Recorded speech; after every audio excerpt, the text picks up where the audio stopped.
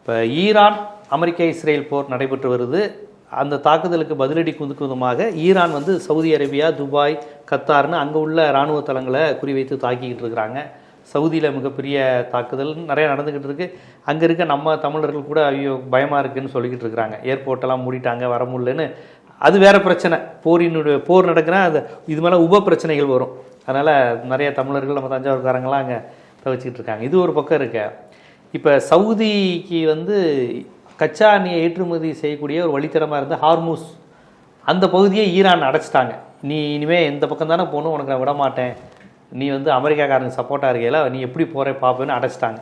உடனே அவங்க சரி இதுக்கு ஆல்டர்னேட்டிவாக செங்கடல் இருக்குல்ல, செங்கடல் வழியாக நாங்கள் கொண்டு போகிறோங்கிறாங்க.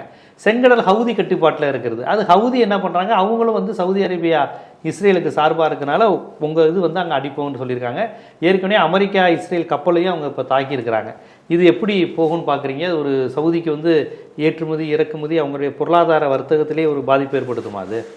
ஆமாம், அந்த ஹோர்முஸுங்கிற ஜலசந்தி இருக்கு இல்லையா, அது எப்படி இருக்கும்னு கேட்டால் ரெண்டு பக்கமும் கடல் இருக்குல்ல, கடல் இப்படி சுருங்கிக்கிட்டே வரும். வந்து இந்த ஈரான் இடத்துல 50 கிலோமீட்டர் அளவு தான் கடலே இருக்கும். அகலமாக இருந்த ஒரு கடல் நிலப்பரப்பை கொண்டு அப்படி மாறி இப்படி போய் என்ன செய்யணும்னு கேட்டால் ஈரான்கிட்ட வரும்போது 50 கிலோமீட்டர் தான் அந்த கடலே இருக்கும்.